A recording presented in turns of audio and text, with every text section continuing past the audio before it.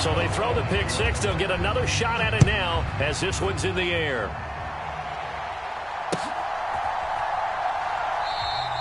And no return here for Evans as they will bring this out to the 25.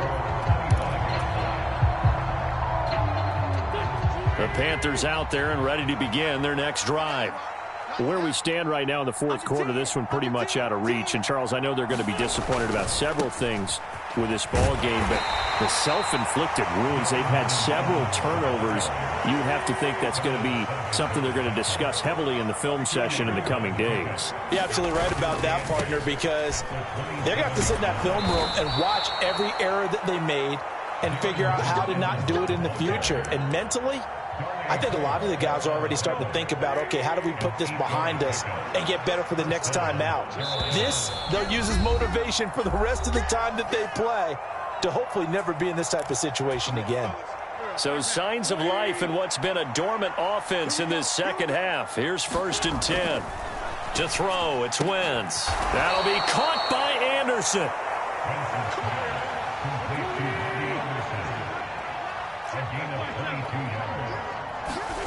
Throwing on first is Wentz. Quick slant, caught by Moore. And he's going to be taken down at the 28-yard line.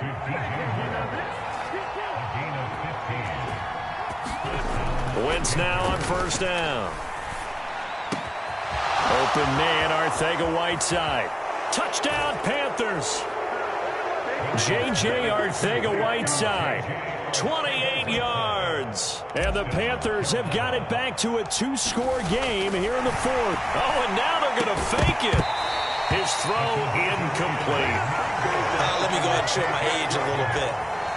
I liked it when they would fake it from the 3-yard line, right? When you'd line up, go ahead and, oh, there's a fake, and now he's going to get 2. That's great. But from the 15, the risk-reward, it's just not there. So risky to get 15 yards on a fake.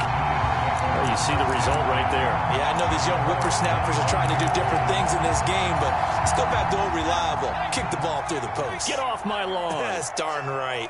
The Giants offense at the line, ready to begin their next drive. And checking the timeouts. They do have 2 defensively, but no real need to use them as they're not going to be able to stop the clock after that. The completion, but they go in the wrong direction. A loss of yards, and now they're dealing with a 2nd and long.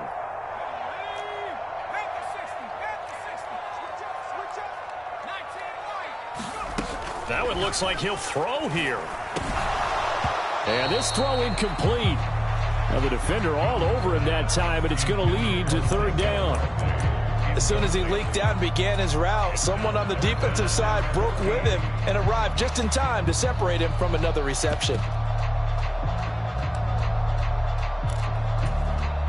An incomplete pass on that last play, and that means they'll need to come up with something here on 3rd down. And now Jones opts to keep this. And a good job defensively. They stop him short of the 1st at the 32. The Panthers going to use the 2nd of their timeouts as they get the stoppage with a little over 50 seconds left to go in the game. And here's Gillen on now to punt as he gets this one away. Taken in at the 11. A very good kick there, but 15 yards on the return. And the Panthers will take over now, 1st and 10. The Panthers out there and ready to begin their next drive. This drive here beginning probably with a pair of motivated groups. Remember, the offense scored a touchdown on their last time out. Looking to repeat that in Charles's defense. They were very frustrated after giving up 6 the last time on the field. And frankly, it's just a battle of wills in a lot of ways because you know they're both motivated. They both game plan for this drive, and they both have specific outcomes in mind. To me, it just comes down to who can execute better and which side can step up and assert its will over the other. To throw on 2nd and 10. Wentz. And this is intercepted, and that should do it.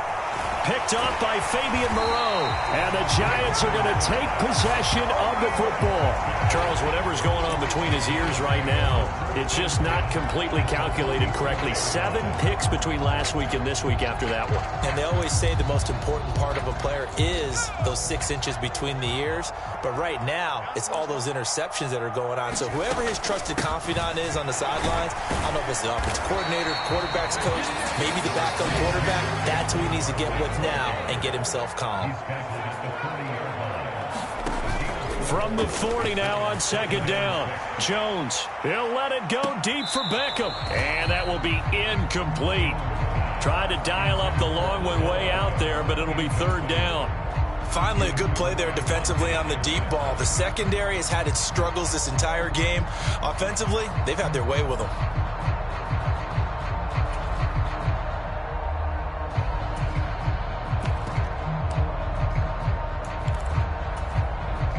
The first down line at the 34 here on 3rd down. Barkley inside handoff. And he gets it to the 34. Good enough for the first.